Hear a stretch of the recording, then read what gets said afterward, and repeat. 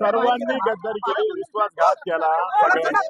आमच्या व्यासपीठावर येऊन भाषण केले का आम्हाला उमेदवारी करायची नाही, आम्ही तुमच्या बरोबर आहे, नरेंद्र दादांना मत द्या असे सांगणार आहे. ऑटोमॅटिक मत पडू शकतं की सगळ्यांनीच गिरीश महाजनचं नाव घ्यायचं माझा काही संबंध, सगळ्यांनी गद्दारी केलेलं. तुमच्या मंत्र्यांनी सगळ्या लोकांनी विश्वासघात, जे मतदार आहे त्यांनी विश्वासघात केला. मुख्यमंत्री म्हणतात की भाजपने घात केलाय. ते तर त्यांनाही मान्य आहे ना, ते त्यांना सुद्धा मान्य आहे. काय मान्य त्यांना काय म्हणले हे 200 मत जर भाजपाचे तर सीट पडायलाच नको आहे ना. 200 मत भाजपचे, 170 मत. कुणी विश्वासघात केला, कुणी विश्वासघात केला? अगर एकही धर्म पाळला नाही, एकाने धर्म पाळला. कोण कोण याच्यामध्ये सोबत गेले? एकाने धर्म सर्वांनी गद्दारी केली. मंत्री गिरीश महाजन असतील की सर्वांनी गद्दारी केली, विश्वासघात केला. आमच्या व्यासपीठावर येऊन भाषण केले का आम्हाला उमेदवारी करायची नाही, आम्ही तुमच्या बरोबर आहे, नरेंद्र दादांना मत द्या असे सांगणार आहे. ऑटोमॅटिक मत पडू शकतं की किशोर भाऊनी असा आक्षेप घेतला की गिरीश महाजनांनी देखील गद्दारी केली. सगळ्यांनीच गिरीश महाजनचं नाव घ्यायचं माझा काही संबंध, सगळ्यांनी गद्दारी केलेलं. तुमच्या मंत्र्यांनी सगळ्या लोकांनी विश्वासघात, जे मतदार आहे त्यांनी विश्वासघात केला.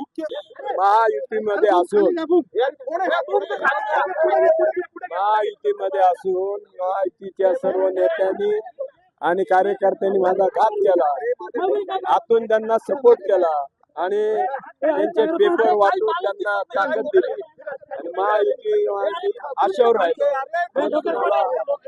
मी आशेवर राहिल्यानंतर मी कुठेतरी कमी पडतो आणि महायुतीच्या सर्व नेत्यांनी माझ्यावर विश्वासघात केला, अंधारात ठेवून मला पाहिजे.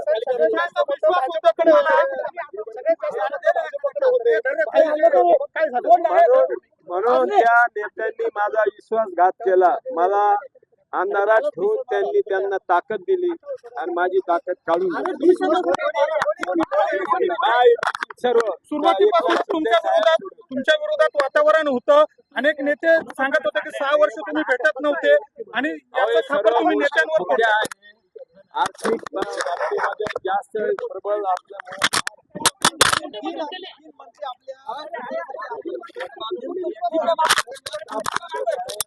सागरचे मंत्री माझ्या बरोबर होते, बाकीने विश्वासघात केला माझा.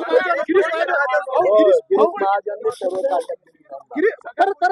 गिरीश महाजन साहेबांनी ताकद दिली. जितेला